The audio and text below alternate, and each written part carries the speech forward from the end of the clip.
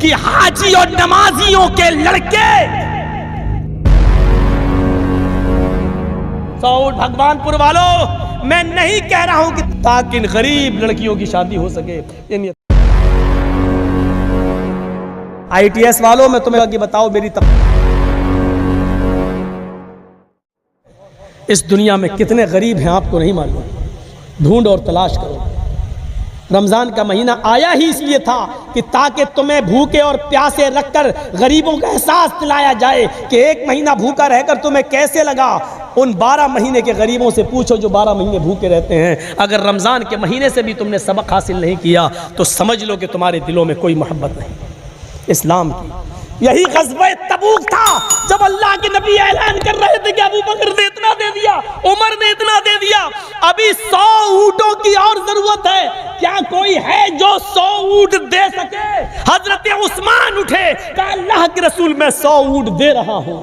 अकेला एक आदमी 100 ऊँट। भगवानपुर वालों, मैं नहीं कह रहा हूँ कि तुमने जो कुछ कमाया सब कुछ दे दो गरीब और यतीमों के लड़कियों को। हम चाहते हैं कि तुम अपनी कमाई का एक मुकर्रर हिस्सा दे दो ताकि इन गरीब लड़कियों की शादी हो सके, इन यतीम बच्चियों की शादी हो सके। बहुत बड़ा काम है गरीब और यतीम बच्चियों की शादी कराना।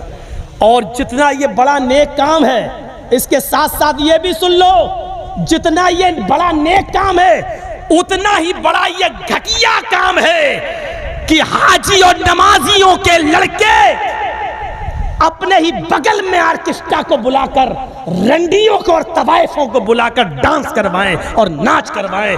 जितना बड़ा नेक काम आप कर रहे हो और उसी बस्ती के अंदर उसी जमीन की छाती पर खड़े होकर सबसे घटिया और सबसे गंदा काम भी किया जाए, कौन सा मुंह दिखाओगे?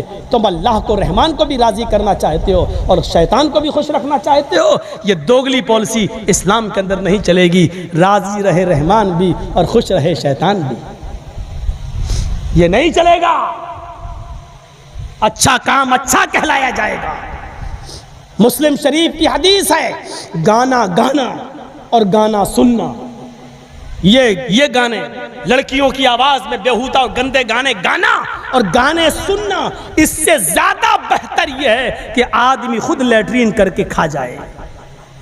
ये अल्लाह के रसूल ने फरमाया, मेरा कौल नहीं है। अल्लाह के नबी ने कहा यम तसलिया भी, अपनी लैट्रीन करके खा जाओ, ये ज्यादा अच्छा है मेरी नजर में उससे कि आदमी गंदे गाने गाए और गंदे गाने सुने। जो तुम गा रहे हो, सुन रहे हो, उससे ज्यादा बेहतर है कि लैट्रीन करके खुद खा जाओ। ये अल्लाह के नबी ने फरमाया, उससे गंदा काम। जर्जीस ने तकरीर कर दी, हदीस सुना दी।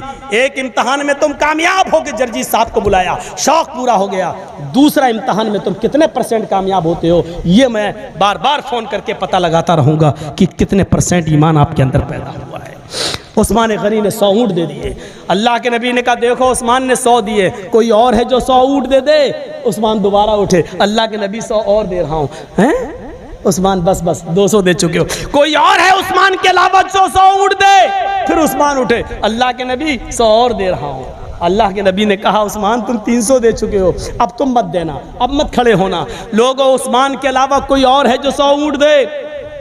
देखा थोड़ी देर तक कोई बोल ही नहीं रहा। फिर उस्मान उठे कि अल्लाह के रसूल मैं और दे रहा हूँ 100 ऊँट। कहा 400 हो गए। उस्मान तुम मत दो, मैं तुम्हारे ऊपर ज्यादा बोझ नहीं डालना चाहता हूँ। 400 हो गए। फरमाया कोई और है उस्मान के अलावा? 5वीं बार उस्मान उठे, मैं दे रहा हूँ। 6ठी बार उस्मान के अलावा कोई और? उस्मान उठे, मैं और दे रहा हूँ। आए भगवानपुर के अमीरों, आए चौधरियों, आए बिल्डिंगों वालों, आए सरमायादारों, आए बड़े बड़ी दौलत को अपने पास जमा करने वालों, उस्मान गनी के इस अमल से सीखो कि 7वीं बार अल्लाह के नबी ने कहा आए उस्मान अब तुम नहीं खड़े होगे, कोई और है उस्मान के अलावा जो 100 ऊँट दे? तो 7वीं बार भी उस्मान उठे और कहने लगे अल्लाह के रसूल मैं और दे रहा हूँ 100 ऊँट। अल्लाह के रसूल कहते उस्मान अब बैठ जाओ। उस्मान बैठ गए। अब अल्लाह के नबी खड़े हो गए और क्या कहा लोगों, 700 ऊँट देकर आज उस्मान ने इतना बड़ा नेक काम काम किया है कि अभी अभी जिब्रील ने कहा है कि उस्मान से कह दो कि मा ज़र्रा उस्मान, मा ज़र्रा उस्मान, मा ज़र्रा उस्मान मा आमिला बादल यौमी कत्तू। आज उस्मान ने इतना बड़ा नेक काम किया है, आज इतना बड़ा नेक काम किया है, आज इतना बड़ा नेक काम किया है कि उस्मान से कह दो आज के बाद वो एक भी नमाज ना पढ़े, एक भी रोजा ना रखे, एक भी अगर अमल ना करे, फिर भी अल्लाह उसको जन्नत देकर रहेगा। किस बात पर? सदका और खैरात पर। किस बात पर? मेरे भाइयों, गरीबों के लिए हमदर्दी पर। इस पर जन्नत को अल्लाह के नबी ने कहा उस्मान आज के बाद अगर तुम एक भी नेकी नहीं करो फिर भी अल्लाह तुम्हें जन्नत देगा। आज इतना तुमने कलेजा मेरा ठंडा किया है, आज इतनी बड़ी नेकी का काम किया है। सीखो उस्मान गनी रज़ी अल्लाह ताला अन्हु से। तो मेरे प्यारे साथियों, ये मनाजिर थे जो मैंने आपके सामने रखे हैं। इन गरीब लड़कियों के बारे में सोचो, इन गरीब लड़कियों के बारे में सोचो। इनका घर बसाओगे, कल अगर हालात दूसरे हो गए तो कल क़यामत, कल आपकी बेटियां, अगर आपका इंतकाल हुआ तो आपकी बेटी का भी घर कोई बसाने वाला बन जाएगा। इसलिए कि जो दूसरों की सोचते हैं उनका भी सोचा जाता है और जो दूसरों की नहीं सोचते उनकी भी नहीं सोची जाती। अब्दुल्ला इब्ने मसूद, हज़रत उस्मान अब्दुल्ला इब्ने मसूद रज़ी अल्लाह ताला अन्हु की जब इंतकाल का वक्त करीब आया तो हज़रत उस्मान उनके पास गए और कहा कि बैतुल माल से वजीफ़ा हम देना चाहते हैं तुम्हें, अब आपके इंतकाल का वक्त करीब है, ले लो। उन्होंने कहा ज़रूरत नहीं है। फरमाया आपकी बेटियों के काम आएगा। आजकल तलाक का ज़माना है, लोग जल्दी जल्दी में तलाक दे रहे हैं। अगर आपकी बेटियों को उनके शौहरों ने तलाक दे दी तो फिर वो क्या खाएंगी बेचारी, क्या पहनेंगी, इसलिए वो वजीफा तुम्हारी बेटियों तक चलता रहेगा। उस्मान गनी ने, हजरत अब्दुल्ला इब्ने मसूद ने जो जवाब दिया था वो आज भी हदीस की किताबों में लिखा हुआ है। उस्मान, मेरी बेटियों की फिक्र करने की कोई ज़रूरत नहीं है तुम्हें। मैंने अपनी बेटियों को सूरह वाक़िया याद करा दी, सूरह फातिहा नहीं, सूरह वाक़िया, सूरह वाक़िया मैंने अपनी बेटियों को याद करा दी है। और मैंने मोहम्मद रसूलुल्लाह को फरमाते सुना है कि जिस घर के अंदर सूरह वाक़िया पढ़ी जाएगी उस घर के अंदर कभी फाका नहीं होगा, उस घर के अंदर कभी कोई आदमी भूखा नहीं सोएगा। मेरी बेटियां कभी भूखी नहीं सो सकती हैं। कितना भरोसा था मेरे भाइयों। ये सब चीज़ें सिखाइए आप अपनी औलाद को। मोबाइल तो दे रखा है, एक्सक्यूज़ मी, हाँ ये सब चल रहा है, ये सब बहुत हो चुके हैं ड्रामे, बंद करो। सर्दियों के दिन आ रहे हैं, आपको नहीं मालूम जिन इलाकों में बीजेपी की गवर्नमेंट है वहाँ मुस्लिम लड़कियों के लिए वैकेंसी निकाली जा रही है।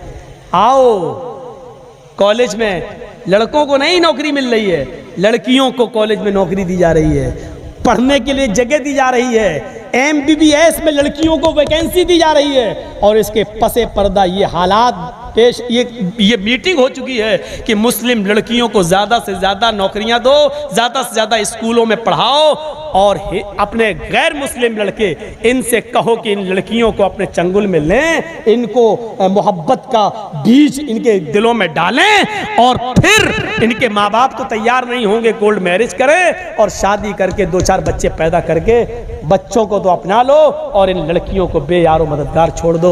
आज देख लो सुप्रीम कोर्ट में कितनी वो लड़कियां, और यूपी में देख लो और महाराष्ट्र में देख लो जाकर कितनी लड़कियां, मुस्लिम लड़कियां जिन्होंने ये मुकदमे दायर कर रखे हैं कि मैंने मुस्लिम होने के बावजूद हिंदू लड़कों से शादियां की हैं, लेकिन 2 बच्चे पैदा होने के बाद इन्होंने मुझे छोड़ दिया है। अब हम कहाँ जाएं? मेरा बाप मुझे एक्सेप्ट नहीं करेगा क्योंकि बाप को नाराज करके तो मैं यहाँ पर आई हूँ, अब मैं जाऊँ तो कहाँ जाऊँ?